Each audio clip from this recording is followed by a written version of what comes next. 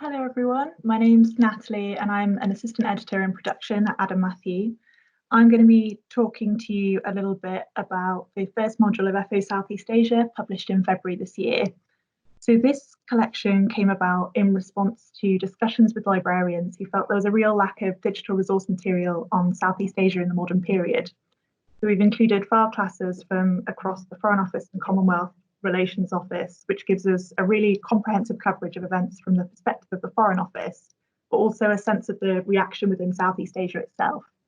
All material comes from the National Archives UK and it adds over 1,000 documents to our Archives Direct collections.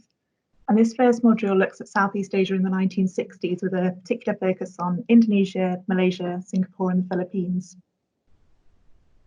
And this is a real period of transformation in Southeast Asia, covering the end of the Malayan emergency, the creation of Malaysia in 1963 and the impact that had in the wider region, attempted coups and guerrilla activity, censorship and propaganda in the media, and the Indonesia-Malaysia confrontation.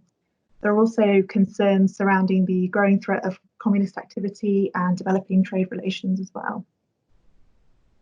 A document which I always come back to explores the reaction in Indonesia to the creation of Malaysia. So President Sukarno of Indonesia opposed the formation of Malaysia and British involvement in this decision. And there's a growing sense of unease in this material, the escalating demonstrations in Indonesia and the safety of British workers in that area.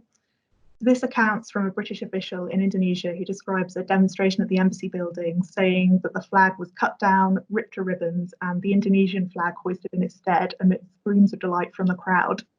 He says that he marches to confront the police and says that he won't tolerate this mob nonsense any longer, and they want increased protection.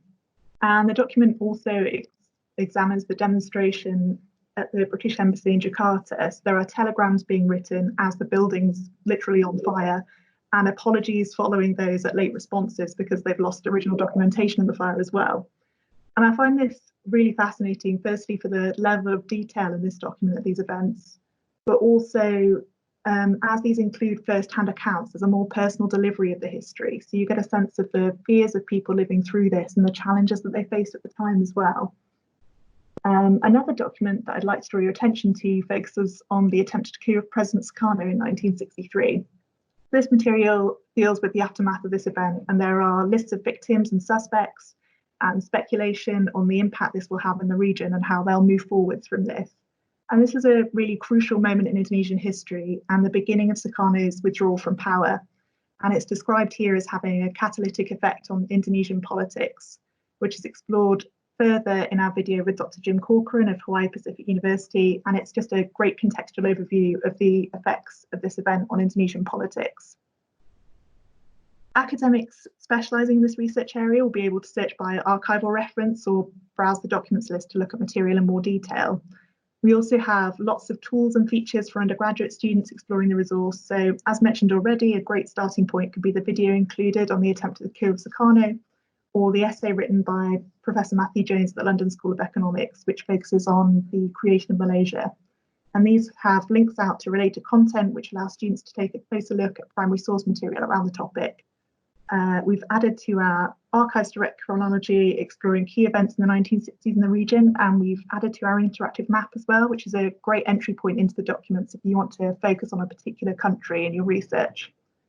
We've also compiled extensive lists of popular search terms on people, places and topics. So if there's a particular area you want to focus on, researchers can click on these terms and they'll be directed to a list of any documents where that term appears in the text.